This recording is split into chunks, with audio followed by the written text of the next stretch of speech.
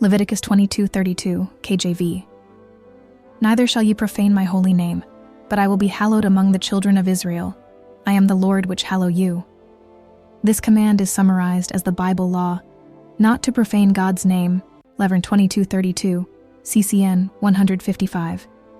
What profane God's name means, to profane something holy, is to treat it as standard, ordinary, or cheap, instead of set apart and honored. God's name represents his character, authority, and reputation. So, not to profane God's name means do not speak or act in ways that lower people's respect for who God is. Do not mix sin, hypocrisy, or careless worship with the holy God you claim to serve. Do not use God's name or position as if he were just another person or idea. Profaning his name can happen by words, joking about God, using his name as a curse or throwaway phrase, mocking sacred things; by actions, claiming to belong to God while knowingly living in disobedience, especially in public ways that make his holiness look unimportant. In Leviticus 22, God is speaking primarily to priests, warning them that careless treatment of offerings, uncleanness in worship, or ignoring his commands would profane his holy name in front of Israel. The contrast, "But I will be hallowed." In the same verse, God says, "But I will be hallowed among the children of Israel." To hallow his name is the opposite of profaning it. Treat God as uniquely holy, weighty, and worthy. Obey his commands with reverence, not laziness or convenience.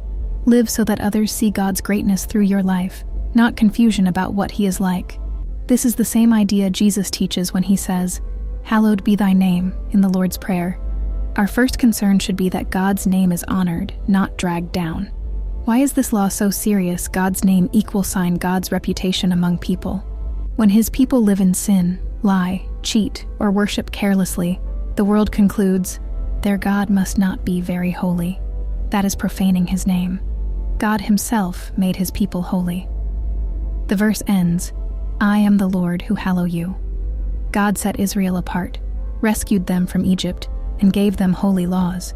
Because he has made them sacred, they must not drag his name through the mud by living like everyone else. He will be seen as holy, one way or another. If his people don't hallow him through obedience, he will still show his holiness through discipline and judgment. Either way, he will not allow his name to be treated as nothing. Practical application today. To avoid profaning God's name, guard your speech. Don't use God, Lord, or Jesus Christ as filler, jokes, or swearing. Speak his name with reverence.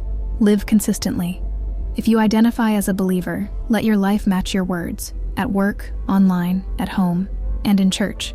Hypocrisy is one of the clearest ways believers profane God's name. Treat worship as holy.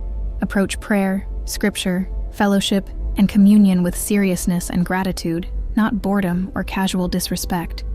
Reflect his character. Show God's love, justice, mercy, and truth in how you treat others. When your life looks like his heart, his name is honored.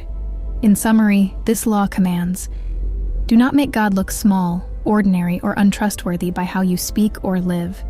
Instead, let every part of your life say, God is holy, weighty, and worthy, so that his name is honored, not profaned, in you and through you.